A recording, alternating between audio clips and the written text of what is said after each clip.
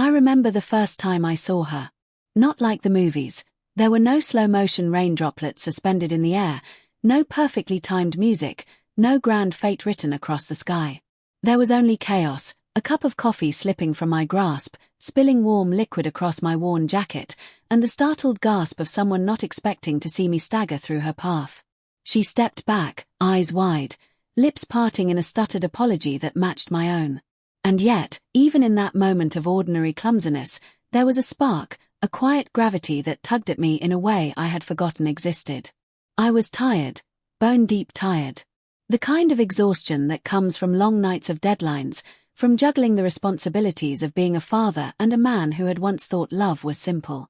My son was clinging to my hip, small fingers gripping my shirt as if our very connection could shield him from the rain dripping from the eaves above. And then she laughed. Not the polite, careful laughter one gives to strangers, but a sound untethered and free, like it had been waiting for someone to listen.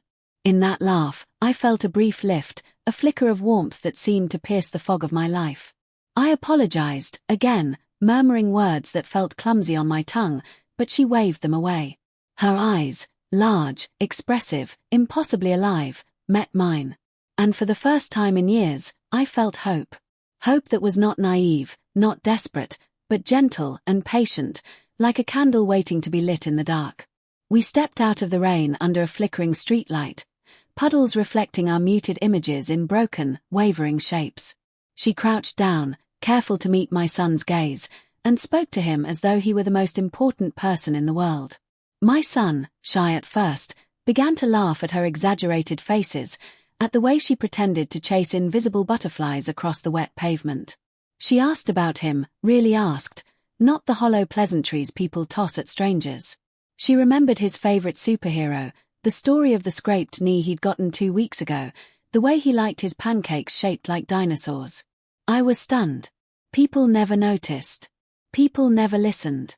And in that quiet attention, a fragile thread began to weave itself between us, delicate and shining. We walked together, the rain softening to a drizzle, and she told me about her day, her mundane frustrations, the small triumphs that made her smile. I told her about work, about the exhaustion that clung to my shoulders like a second skin, about nights when the house was too quiet and the weight of responsibility too loud. She listened without judgment, without rushing, and when she laughed at something small and absurd, I felt it in my chest. It was warmth I hadn't allowed myself to feel in years. It was dangerous in its intensity, but I didn't care. Even then, I noticed it, the shadow lurking in her gaze, the storm behind the calm surface of her eyes. It was subtle, barely there, like a ripple before a wave. But I was tired of storms in the dark. I had lived long enough with thunder echoing inside me to recognize the quiet moments of light when they arrived.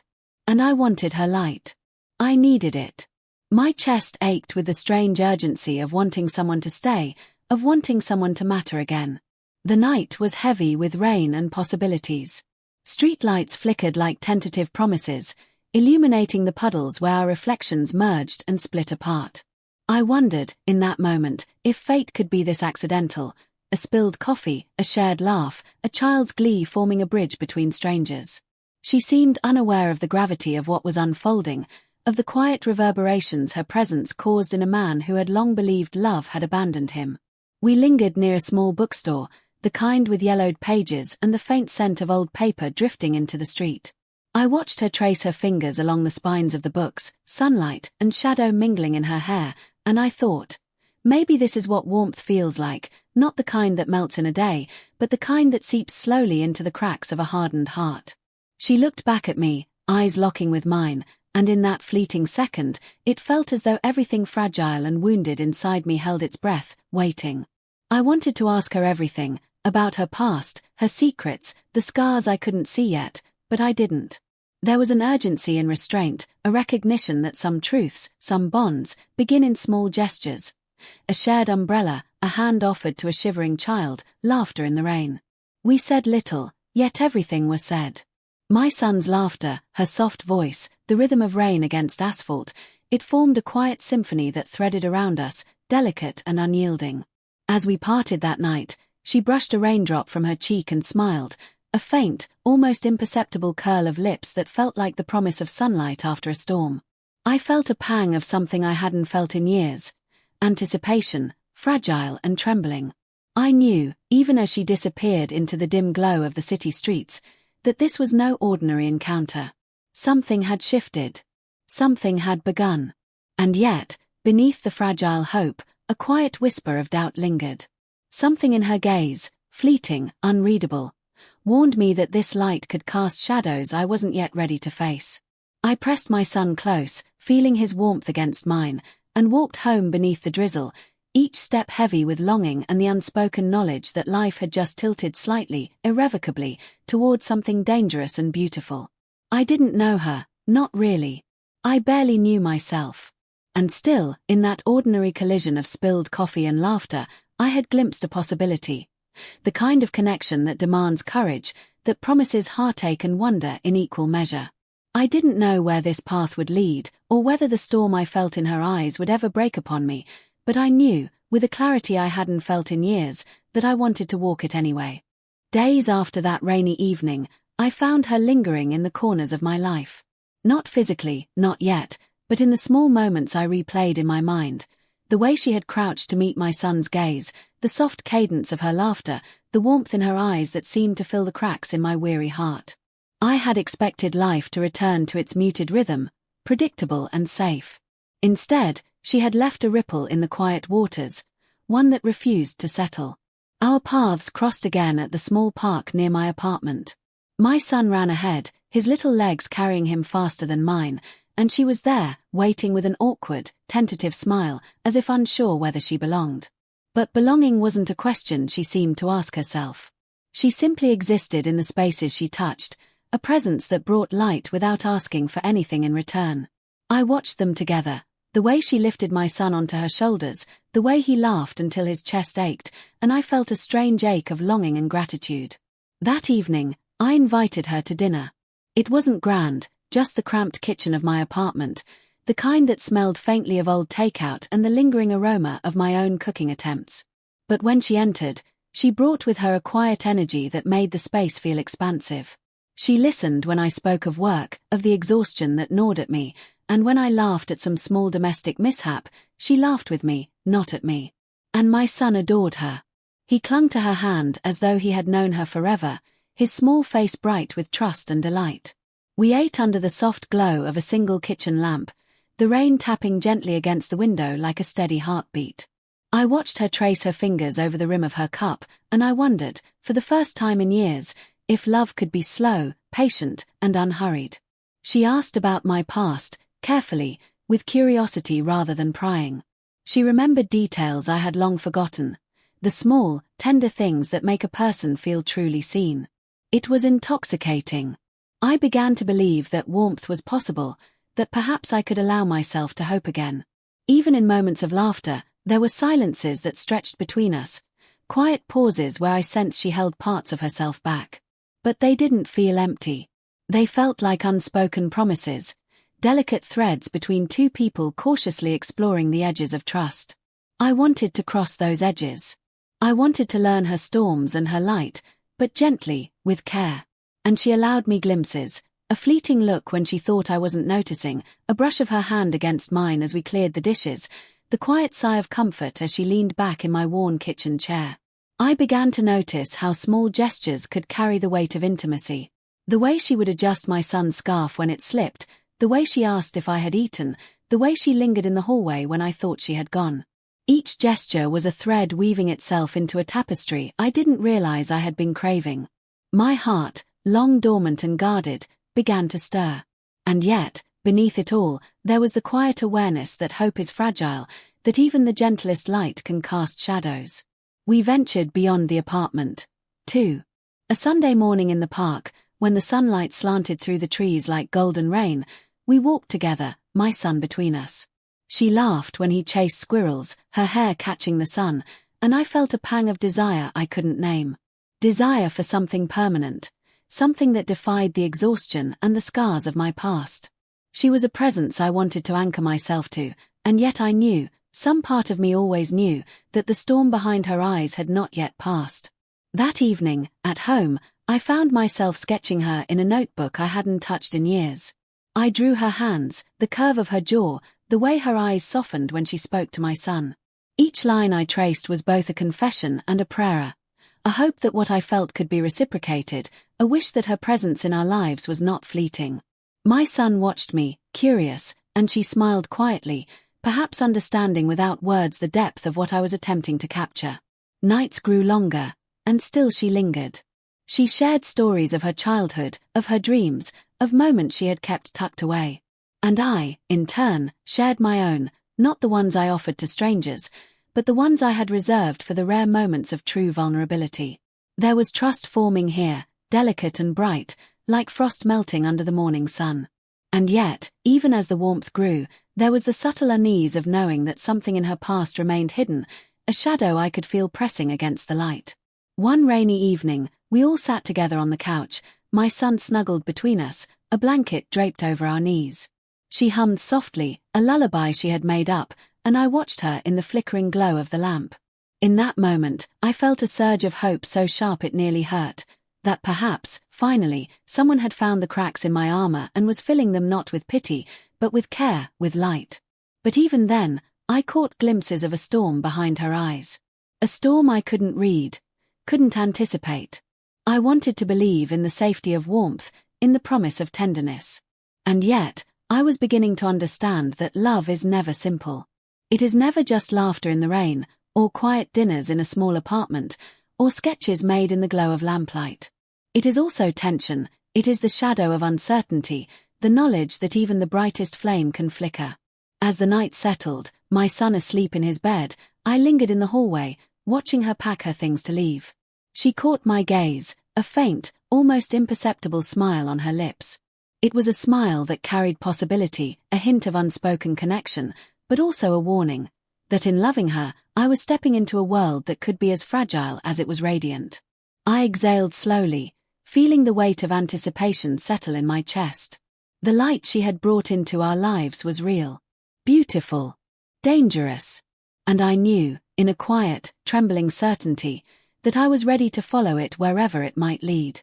I had learned to trust the rhythm of our small life, the quiet breakfasts, the soft bedtime stories, the way she fit seamlessly into the edges of my fractured world. And then the world cracked open, jagged and unrelenting. It started with a message. A simple notification, innocuous in appearance, until I opened it. A photo. A single, frozen moment in time, her arm draped across another man's shoulders, her head tilted back in laughter, the kind of laughter she had once reserved for my son's jokes or my clumsy attempts at humor. My fingers trembled as the image burned itself onto my retinas. The city street behind them was alive with neon lights, blurred traffic, rain-slicked pavement, but all I could see was the betrayal, sharp and unyielding. I couldn't breathe. Not at first.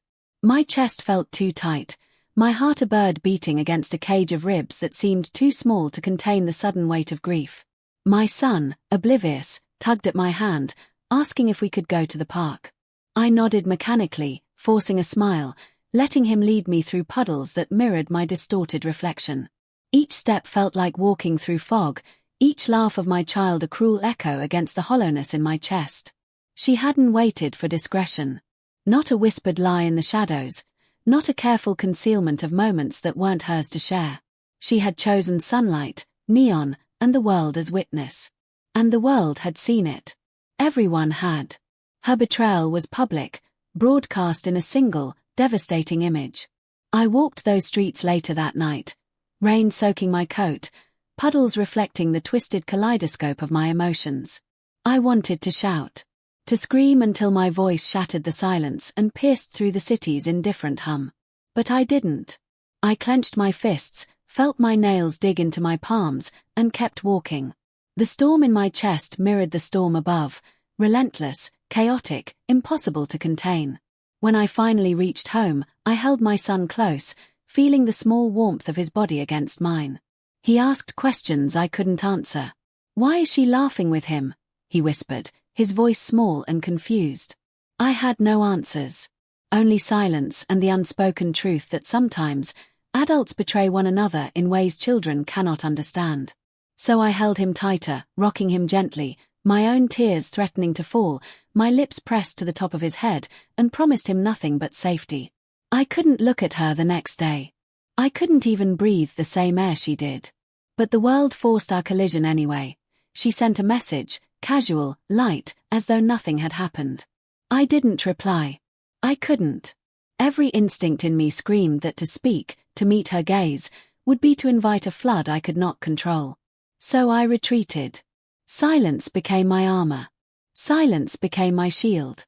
Silence became the only thing between me and a grief I could barely name. The betrayal was a wound that refused to close. I replayed that photograph endlessly, every detail etched into memory. The curve of her smile, the tilt of her head, the careless intimacy she shared with someone else that she had once reserved for me. I felt hollowed out, as if the spaces where trust, hope, and love had lived were now empty, leaving only raw, exposed emotion behind. And yet, even in this devastation, there was clarity. Betrayal has a way of sharpening vision, of stripping away illusions until only the stark, brutal truth remains. She had taken what she could, yes. She had shattered the fragile bond we had begun to form. But she had not taken everything. Not the bond with my son. Not the quiet strength I had cultivated through years of hardship. Not the parts of myself that even she could not touch. I began to notice the patterns, the subtle hints I had missed.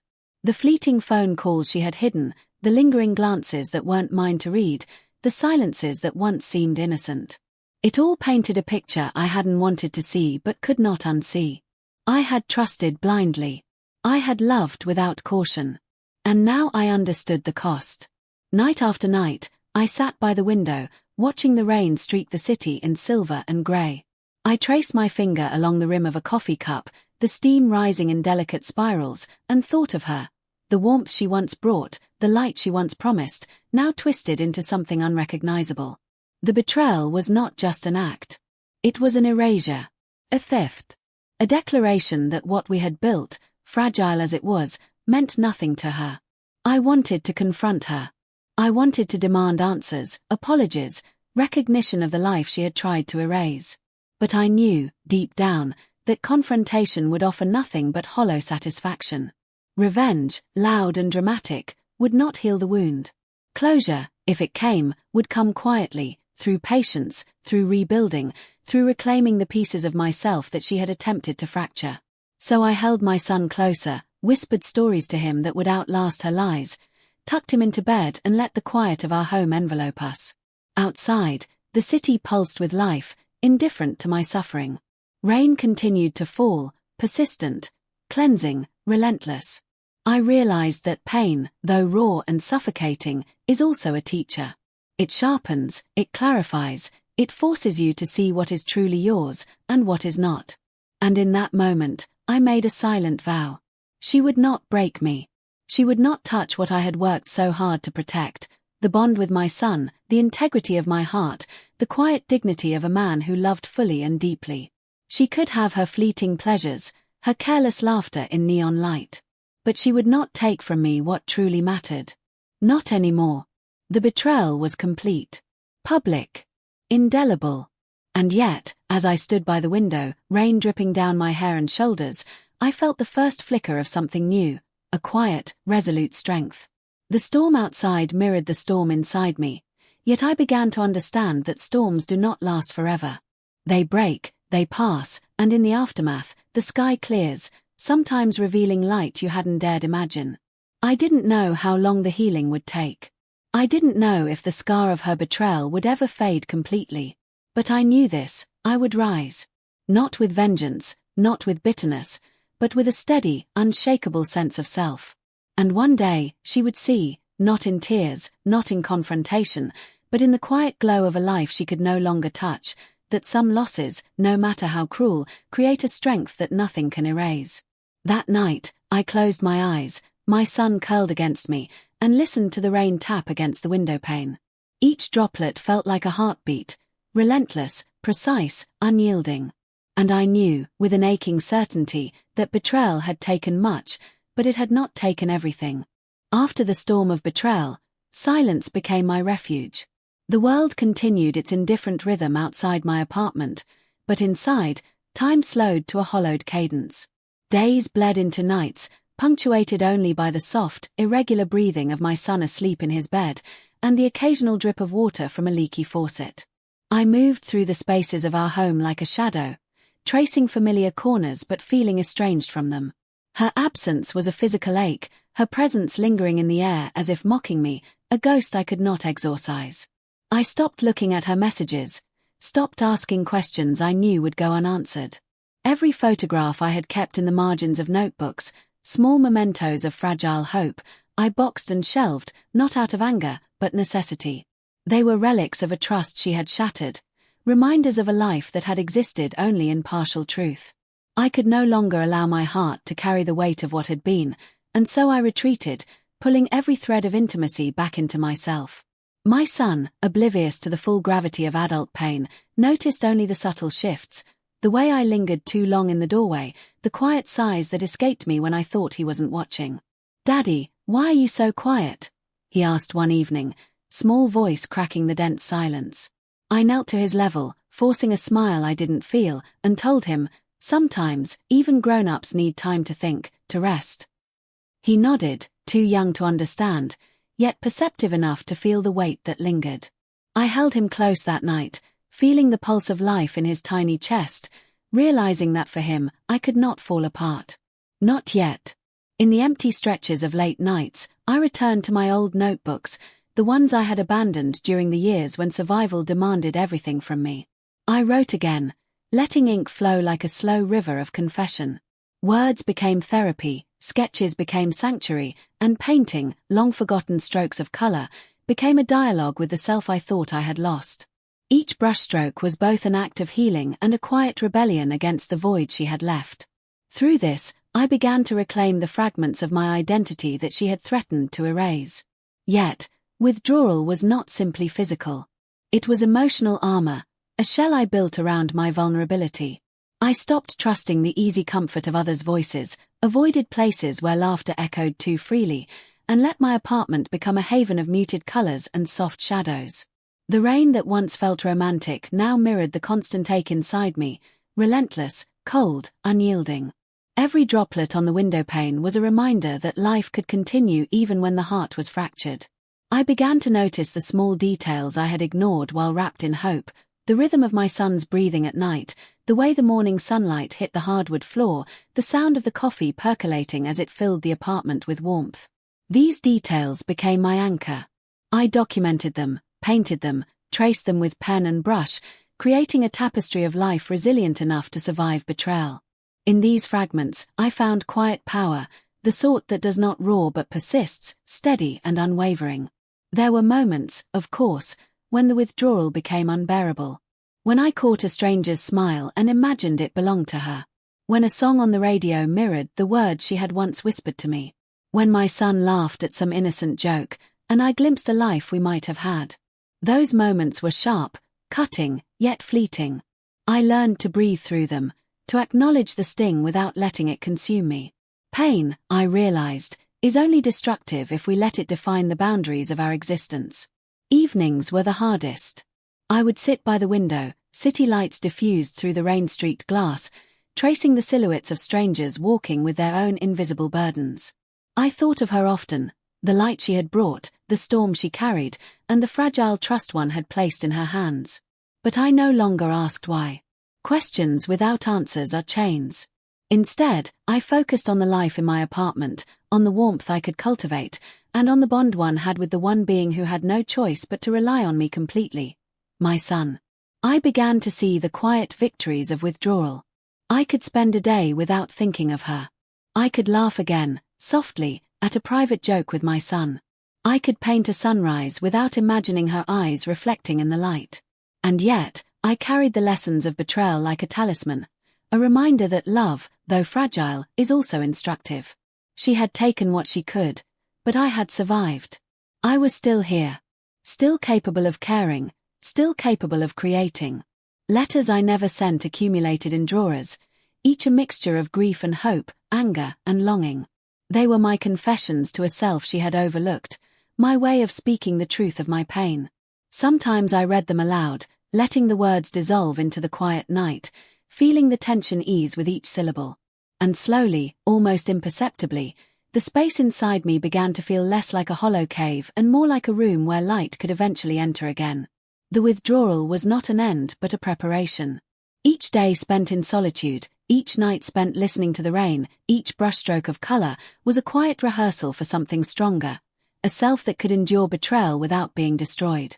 I realized that retreating was not weakness. It was preservation.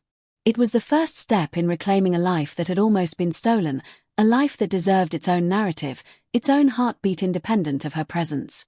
And so I waited. Not for her, not for apologies or recognition, but for myself. I waited in the quiet, in the shadows of the apartment filled with memories and sketches, for the moment when withdrawal would bloom into resolve. When the storm she had unleashed would pass, leaving me not broken, but fortified. That night, as the rain tapped its slow rhythm against the windows and my son slept peacefully, I traced the edges of the letters in the drawer. I whispered to the darkness that I was not finished, that I had not been erased, and that the bond one cherished most, the one with my son, was untouchable. Silence enveloped me, but it was no longer hollow. It was protective, it was preparing, it was waiting for the day when I would rise, luminous and unshakable, from the shadows she had left behind. The world has a way of revealing truths in the quietest, most unexpected moments. I hadn't seen her in weeks, and I had grown accustomed to the absence, to the slow reconstruction of my life with my son as the center of my universe. But that day, she returned. Not with apology, not with hesitation, but with the careless certainty of someone who believed the world still revolved around her. I saw her first through the screen of my phone. A social media post, deliberate and loud, showcasing a life she had built without me. Her laughter spilled across the image, bright, careless, shared with someone else who seemed to mirror the same light she once gave me. My heart clenched reflexively, but this time, I didn't crumble. The fury that had once threatened to consume me was replaced with something quieter, sharp, observant, and resolute. I left the apartment, my son holding my hand tightly, and for the first time, I didn't feel the need to confront her. I didn't need words to prove what she had lost or to display my pain. Instead, I walked with purpose, each step a reminder of the life I had reclaimed, the dignity I had rebuilt in the silence she had left behind. She was there, waiting for a reaction, expecting collapse, drama, or pleading. I gave her none. Watching her, I realized that justice need not roar. It can be quiet, subtle, the kind that grows in the spaces she cannot touch, in the bond between me and my son, in the steadiness of my work, in the clarity of my own heart. She had tried to erase us, to insert herself into every corner of my life, but she had miscalculated. She had underestimated the resilience of what truly mattered. I thought back to that first meeting, the spilled coffee, the laughter that had once brought me warmth. I remembered the dinners, the park visits, the quiet nights filled with sketches and whispered stories. Those memories were no longer tainted by betrayal. Instead, they became markers of what she had lost, of the authenticity she could never recreate. Every shared glance, every gentle gesture, every small act of care I had offered remained untouched, preserved in the quiet dignity of a life she could not claim. The next morning, I left the apartment early, taking the long route to the office through streets still wet from overnight rain. The city glistened like glass, reflecting neon lights and the soft blur of early sunlight. I felt a strange clarity, the kind that only comes after enduring storms. Life continued in its indifferent rhythm, and I was no longer at its mercy. I had found my footing, not through confrontation, not through vengeance, but through self-possession and unwavering commitment to what mattered most. When she appeared that evening, unexpected, at a cafe where my son and I were quietly drawing and sipping cocoa, I could feel her search for reaction. I did not meet her gaze. I didn't need to. My son laughed, his little pencil scratching across paper, oblivious to the tension in the air. And in that laughter, I found the ultimate justice. She could flaunt her life, her freedom, her shallow victories, but she could not touch the bond one had fought to protect, the strength I had cultivated, or the sanctuary we had built together. I saw her try again, a flicker of recognition, a small, almost apologetic smile, but I remained still. She had expected drama, a crack in my resolve, a hint of desperation, and I gave her nothing. I had grown beyond that. The glow of the cafe lights reflected softly in the window pane, illuminating our reflections, and I realized that she was now a ghost in the background of my life, a lesson, a memory, a shadow that could no longer define me. The power of this justice was subtle, almost imperceptible. It was in the way my son's hand fit perfectly into mine, in the warmth of our shared laughter, in the quiet confidence that radiated from me without effort. It was not revenge, not spectacle, not drama. It was presence. It was calm. It was the life I had rebuilt, luminous and untouchable, in the aftermath of betrayal. As we walked home that evening, the rain beginning to fall in light, silvery threads, I let my mind drift to the possibilities ahead. I did not imagine reconciliation with her. That chapter was closed. Instead, I imagined growth, resilience, and the life I would continue to build. A life rooted in trust, authenticity, and the quiet victories of love that does not demand performance, only presence. I stopped by a small park, the same one where she and I had first bonded with my son months ago. The swings creaked softly in the wind, leaves whispered across wet grass, and the air smelled faintly of rain and earth. My son ran ahead, delighted, and I watched, breathing in the peace I had fought to reclaim. That night, I understood something profound. Justice is not always loud or visible. Sometimes, it is the quiet reclamation of what is rightfully yours, the steady glow of a life rebuilt with care, and the knowledge that those who sought to break you will never possess what cannot be taken. When we returned home, I sat by the window with a cup of coffee, steam curling in delicate spirals, reflecting the flicker of city lights. She had tried to claim power over me, but the real power, I realized, is the life you build from what remains after betrayal. I was no longer her victim, her audience, her broken admirer. I was whole, luminous, untouchable in the ways that mattered. And in the quiet, as the rain pattered softly against the glass, I allowed myself a small, private smile. Justice had been served, not in public spectacle, not in confrontation, but in the steadfast preservation of the life and love she could never steal. I could feel it in my chest, steady and unyielding, a promise to myself, to my son, and to the truth that even in loss, beauty, dignity, and strength endure. That night, I closed the curtains, letting the darkness enfold us, and felt a profound calm. Betrayal had come, stormed through my life, and left scars. But justice, quiet and luminous, had followed in its wake. And for the first time since the betrayal, I felt something I had not felt in a long time. The invincible certainty that I was still capable of love, still capable of hope, and still capable of rising, radiant and unshakable, from the shadows she had tried to cast. The days after the glimpse of justice were not quiet. They were luminous. Each morning, I woke to the rhythm of my son's laughter, sunlight spilling across the floorboards, and the soft hum of a city that moved on, indifferent to pain but alive to possibility. I had survived betrayal, I had endured heartbreak, and now, in the aftermath, I began to understand what it truly meant to rise. It started with small things, walking through the park and noticing the crisp tang of autumn leaves underfoot, listening to the chatter of strangers without the shadow of comparison, feeling the warmth of my own skin in the morning light. I began to reclaim the parts of myself that had lain dormant, ignored in the fog of lost trust and quiet despair. Painting became not just therapy, but celebration. I painted the mornings I had longed for, the quiet victories, the golden glimmers of a life I could shape with my own hands. Every brushstroke was an affirmation. I existed. I mattered. I was whole. I rejoined the rhythm of work, too, but differently this time. With focus and purpose, I embraced tasks that once felt burdensome, discovering skill and confidence I had thought lost. Colleagues began to notice a change, a quiet strength, the kind that doesn't boast but commands respect. I realized the glow that emanates from someone who has been broken yet refuses to be defined by it is subtle, almost dangerous in its magnetism. It is not charm, it is presence. My son was my constant companion in this rising. I watched him grow not only in stature but in confidence, laughing without restraint, dreaming without caution. We ran through streets painted gold by sunset, leaves whipping around our ankles, our shadows stretching long and unbroken. I saw in him the reflection of resilience, and in that reflection, I felt pride that could not be stolen, laughter that could not be muted, love that could not be corrupted. She had tried to sever our world, but we had grown stronger in the cracks she left behind. Evenings became sacred. I would sit at the window, cup of coffee in hand, notebook open, sketching the life I was building. Reflections danced across the glass, merging city lights with my thoughts, and I realized that solitude, once feared, had become my sanctuary.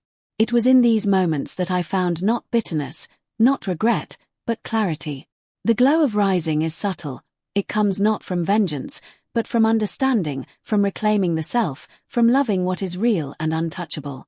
I began to venture outward again, meeting people who did not know my history, who did not carry the weight of my past heartbreak in their eyes. Their presence reminded me that life had more textures than grief alone could provide. I laughed freely in their company, softly at first, then with abandon.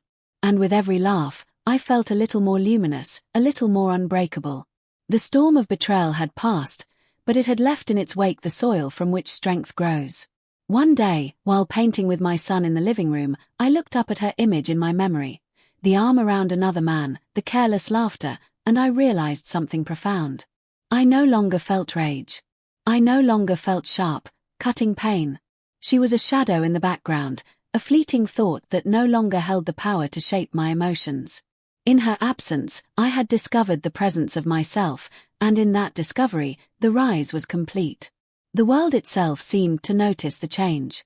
Rain no longer mirrored my heartbreak but became a curtain of possibility, soft and cleansing. Sunsets glowed longer, air tasted sweeter, and even the small victories, a perfect sketch, a well-baked meal, a shared story with my son, became monumental celebrations of survival and strength. I began to understand that rising is not a moment, it is a process. It is the slow reclamation of joy, of confidence, of dignity. It is the quiet assertion that life, though cruel, is still ours to shape. My son and I would sit on the rooftop some evenings, city lights glimmering like scattered stars, and I would feel the enormity of the life we had preserved. He would lean against me, small warmth against my chest, and I would tell him stories. Stories of courage, of laughter, of the beauty that can emerge from pain. I realized then that the greatest rise is not the reclamation of what others have taken, but the creation of a world so luminous, so whole, that no betrayal can penetrate it. And yet, the rise did not erase memory. I remembered her eyes, the storm she carried, the light she had once promised. But memory became a teacher, not a tormentor. It reminded me of how far I had come, how strong I had grown, and how luminous a life can be when rebuilt with care, attention, and love. Every painting, every sketch, every quiet evening shared with my son was proof that the human heart, even after rupture, can shine brighter than before. The true measure of this rise became clear one afternoon when my son and I walked through the streets he had once chased squirrels in. People smiled at us, not out of pity, not because of our past stories, but because we radiated a subtle joy, a quiet resilience. It was visible in the tilt of my shoulders, the steadiness of my gaze, the laughter that escaped naturally without restraint. Rising, I realized, is not about proving to others what they have lost. It is about embodying a life so unshakable that loss becomes irrelevant. By the time evening fell, and the city settled into the gentle hum of night, I understood the full measure of what I had become. She had tried to break me, tried to erase our shared world, tried to leave me hollow. But I was luminous now. Whole. Radiant. My son's hand in mine was the anchor I had fought for, and together, we had crafted a life immune to betrayal. And in the quiet, beneath the soft glow of lamplight and the gentle rhythm of rain tapping on the window, I smiled. Rising was not about reclaiming what was taken. Rising was about becoming more than I had ever been before. More resilient. More alive. More luminous. And nothing, not even her shadow, could dim that light. Time has a way of softening even the sharpest edges, but it does not erase what is real. Months had passed since the betrayal, since the storms that tore at my heart. And in those months, I had discovered something stronger than anger, something more luminous than hope. The enduring power of love, anchored not in another's presence, but in the quiet constancy of the bond one shared with my son. It was a graduation morning. My son, standing tall in his cap and gown, was a picture of pride and excitement, completely unaware of the trials we had endured together. I adjusted the tassel on his cap, my hand steady, my chest swelling with a fullness I had not felt in years. He looked at me with bright, unfiltered joy, and I realized then that the life I had fought to reclaim, the strength I had built from ashes, was not just mine, it was ours. Every tear I had shed, every sleepless night, every silent moment of withdrawal, had been worth this. People passed around congratulations, laughter floated through the air like confetti, and I watched him beam, the light in his eyes unshadowed by past pain. She was not here. She had no place in this legacy. And yet, I did not feel bitterness. I felt clarity. Justice had taken its subtle, unwavering form. It was not public spectacle, not drama, not revenge. It was the life we had preserved, the love we had nurtured, and the future we were stepping into, unbroken and radiant. Later, as we walked through the quiet streets, he held my hand tightly. I looked down at him, tracing the curve of his fingers against mine, and I felt the weight of every moment that had led to this. The spilled coffee, the laughter under streetlights, the betrayals, the nights of quiet reflection. Every piece of pain had transformed into strength, and every shadow had given way to light. I realized that the true legacy of love is not perfection. It is resilience. It is the ability to create warmth and trust in the aftermath of loss. We stopped at the park where so many of our first memories together had been built. The swings creaked softly, the late afternoon sun slanted through the branches, and the air smelled faintly of rain-soaked earth. He ran ahead, his laughter carrying across the empty paths, and I felt a quiet swell of pride that was both tender and fierce. I remembered the woman who had once stood in our lives, whose storm had threatened to undo us. But she was now a ghost of memory, irrelevant to the strength and beauty of the present. In the evening, I sat with him on the rooftop of our apartment building. City lights glimmered below like scattered stars, and the soft wind carried a quiet reassurance. He leaned against me, tired but content, and I told him stories of courage, of kindness, of the joy that can bloom even after betrayal. His eyes grew heavy, but he clung to me with a trust so pure it felt sacred. I kissed the top of his head, feeling the warmth of life and love in a way I had not allowed myself to feel before. I thought of the woman again, briefly, and realized with a serene certainty that she had taken what she could, but she had never touched what truly mattered. She had tried to sever our bond, to erase the life we were building, and yet, here we were, luminous, unbroken, radiant. The legacy she could never tarnish was not wealth, not fame, not attention. It was something far deeper: trust, love, resilience, and the quiet strength of a heart that refuses to be erased. I reached into my notebook, the one that had accompanied me through nights of reflection and painting, and traced my fingers along the sketches of moments we had shared. First walks, laughter in the park, evenings by lamplight. Each line was a testament, a record of survival, a celebration of the beauty that endures beyond betrayal. I realized that love, once nurtured with care and perseverance, becomes immortal, not in grandeur, but in quiet, unwavering presence. When night fell and the city settled into the gentle rhythm of lamps and distant traffic, I watched my son drift to sleep beside me. The apartment was quiet, the shadows soft, and I allowed myself a private smile. We had endured storms, survived betrayal, and yet here we were, luminous and whole. The legacy of love, I realized, is not in what others give you, but in what you create, nurture, and preserve, regardless of the storms that threaten to undo it. And then, I stepped to the window, looking out over the city that had once seemed so indifferent to my suffering. I traced the lights flickering in the distance, each one a reflection of possibilities and resilience. She was absent, irrelevant, and yet in her absence, clarity emerged. Life is not measured by the moments others claim. It is measured by the moments you cultivate, by the warmth you protect, and by the bonds you allow to grow unbroken and untouchable. I held my son's small hand once more, pressed to my chest, and whispered, "This is our life. Our light. Our legacy." He squeezed back, simple and unreserved, and I realized then that all the pain, all the withdrawal, all the storms we had survived, had been preparation for this. Our legacy was not vengeance, not resentment, not hollow closure. It was luminous, quiet, unassailable love, the kind that endures beyond heartbreak, beyond betrayal, and beyond the ephemeral whims of others. In the soft glow of the city night, I allowed myself to imagine the future. Mornings filled with laughter, evenings painted with shared stories, small victories that gleamed brighter than any spectacle she could ever orchestrate. I realized that the ultimate justice, the ultimate triumph, was not in watching her falter or suffer. It was in standing here, whole and radiant, crafting a life that was unshakable, luminous, and entirely ours. And so, as the city slept beneath the gentle hush of night, I held my son close, feeling his heartbeat against mine. I knew that betrayal had come and gone, but love, enduring, patient, resilient, remained. That love was our legacy. That love was our victory. And nothing, not even shadows from the past, could ever touch it.